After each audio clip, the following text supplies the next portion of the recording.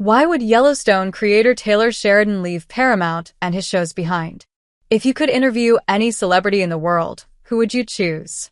There are plenty of more reasonable answers that I could give you before what I'm about to say.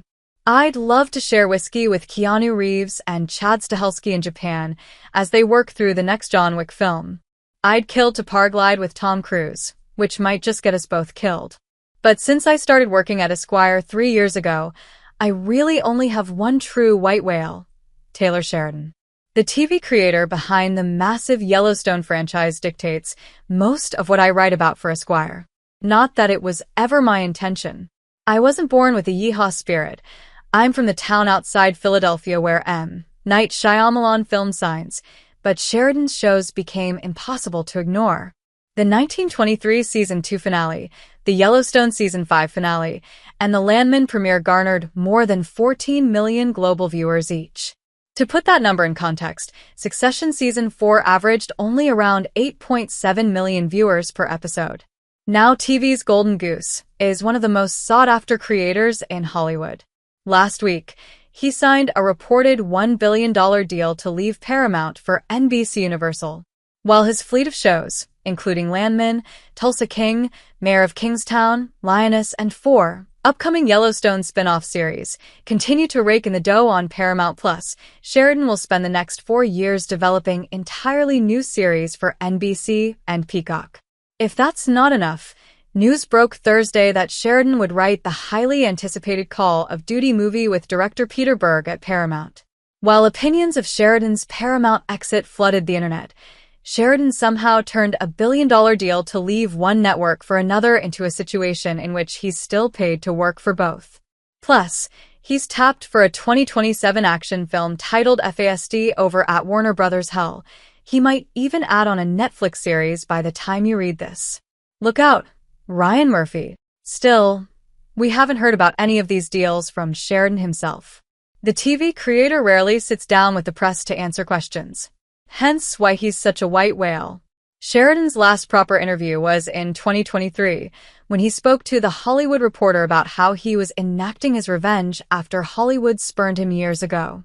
Outside of a rambling, 3.5-hour podcast episode with Joe Rogan from last winter, Sheridan has yet to comment publicly on anything else. His feud with Kevin Costner that ended Yellowstone? Nothing. His decision to leave Paramount for NBCUniversal? Nada. Reports that David Zaslav gifted him an old pair of James Dean's cowboy boots in a failed attempt to win him over to Warner Bros.? Sadly, zip. I mention Warner Bros., however, because the network behind The Sopranos, Game of Thrones, Deadwood, and countless other TV shows that could easily rank in top 10 of all-time lists is the current elephant in the room around all this Sheridan talk. Right now, everyone is trying to figure out why Sheridan would leave Paramount for Peacock. It's quite a lateral move, especially when Netflix and Warner Bros. Are knocking on your door and gifting you rare movie memorabilia. Yet the talk around Hollywood is that Warner Bros. Is shockingly up for sale.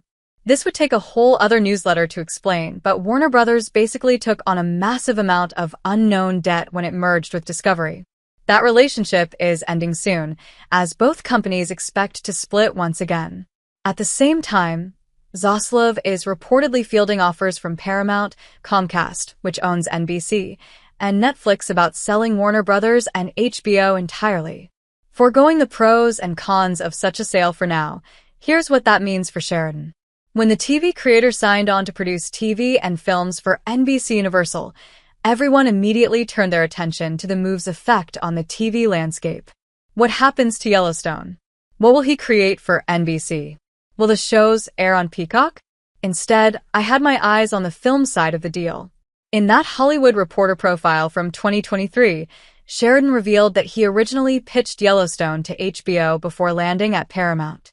A nameless Warner Bros. Executive reportedly turned him down, with Sheridan recalling him saying, "Look, it just feels so middle America. We're HBO, we're avant-garde, we're trendsetters." Sheridan recalls the HBO bigwig telling him, "This feels like a step backward. And frankly, I've got to be honest, I don't think anyone should be living out there in rural Montana. It should be a park or something." Since then, Sheridan has been hell-bent on proving to Hollywood that they made a mistake rejecting him. I spent the first 37 years of my life compromising, he told The Hollywood Reporter. When I quit acting, I decided that I am going to tell my stories my way, period. If you don't want me to tell them, fine. Give them back, and I'll find someone who does. But I won't compromise. Now Sheridan is sitting in a situation in which one of the companies he just signed with could own Warner Brothers in a couple years. It's kind of a genius play if it works out. He could leap from Peacock or Paramount creator to an HBO showrunner and a film director with Oppenheimer-sized budgets. Something tells me FAST is just an appetizer for Warner Brothers to prove that he can handle a movie of that size. I'm not saying it will happen, but he's closer to making that dream a reality than he was just 2 weeks ago. If Sheridan ever agrees to shoot some 6,666 ranch water with me down at his Texas estate, I promise you I'll find out exactly how he plans to show Hollywood who's boss.